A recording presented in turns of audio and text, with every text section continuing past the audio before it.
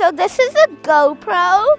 I've been asked to record like my friends and what I do in recess and lunch. And it's really fun because I feel like I'm a YouTuber.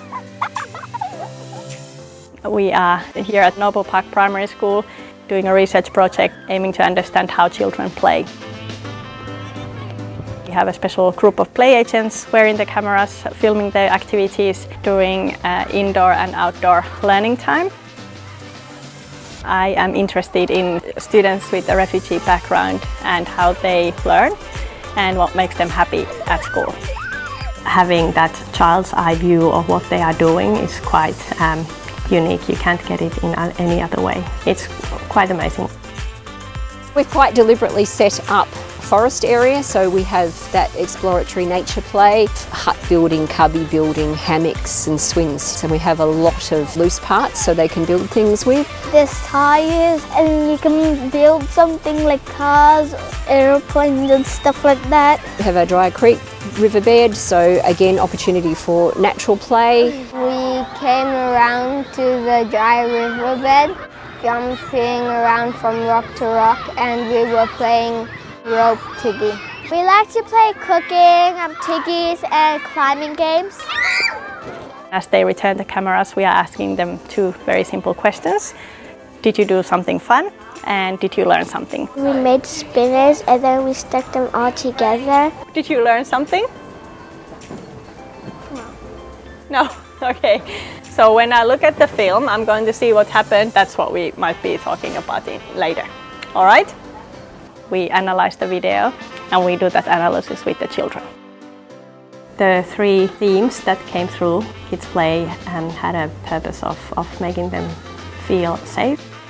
If children don't come to school ready to learn and safe and secure in their environment, the learning is going to be a real struggle. Make friends by sharing things and being nice to each other. When we play together, we become friends. Play doesn't care where you come from or what language you use, so it gives an opportunity to explore and play and feel comfortable. There was a lot of play that was about negotiating who belonged with who. We were playing in this tree house behind me. We might make a new home here. We were fixing a tree house and making food for it. We were making soup. When the play got more complicated, kids used play to discuss rules and responsibilities and roles. So we're starting to make rules that we're going to come on Monday, Tuesday, Wednesday and Thursday.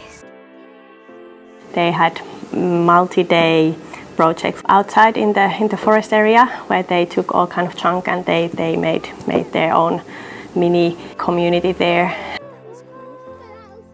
The research gives power to educators who have that strong belief that play will support students' learning.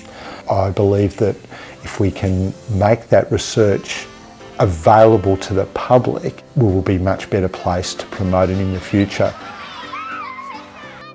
You can see the whole universe in their play. They bring everything from their experiences and from their imagination, from their past, and then they test and they replicate things in their play.